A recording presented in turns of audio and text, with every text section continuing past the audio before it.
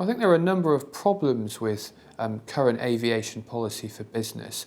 And firstly is the dithering and delay over new capacity. We've had a lot of delay for a number of years, and now we're going to see a decision made on whether to add new capacity after the election rather than before. I mean, it's important to get a consensus, but this delay, every year of delay, is harming businesses. There are a number of ways in which you could deliver extra capacity. You could expand Heathrow, for example. You could build runways at Gatwick. You could also potentially build a new airport east of London. Now, in our view, and we did a major report into aviation last year, and our conclusion was that expanding Heathrow, adding new runways at Heathrow was the best way to expand and meet our hub capacity needs. And there are a number of reasons for that.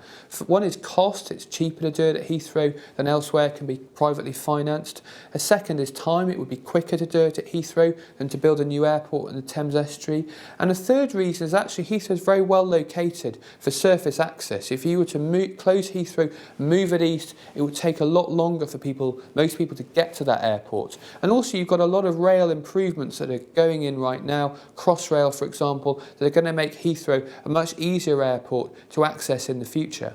Now, it will take a number of years before any new runways, if the government is bold enough to make the decision to allow them, before any new runways can actually be built and brought into operation. So we need to do things in the short run to make the best use of our existing capacity. And that includes deregulating some of Heathrow's competitor airports like Gatwick and Stansted, encouraging more flights from those airports. It also means boosting airports outside of the southeast as well. There are millions of people every year from the Midlands, from the southwest of England, for example, that travel to London to fly from London. It would be much better if those businesses could be flying out of Bristol and out of Birmingham airports. So that includes improving rail access to those airports and also thinking about whether you can do combined tickets that cover the rail journey to the airport and the flight as well, so it becomes a more convenient way to travel to the airport.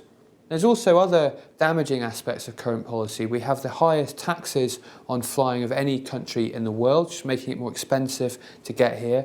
And also we have a more stringent visa and border regime than we used to have. And it's important to make sure we have secure borders, but Britain risks looking an unwelcoming and unfriendly place to people that we want to come to this country, to do business with us, to visit and benefit the UK's tourism industry as well.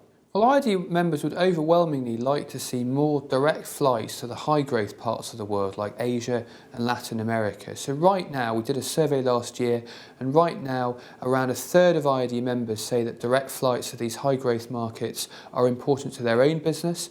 In 10 years' time, we have 2/3 of ID members saying that those direct flights are going to be vital to their own businesses.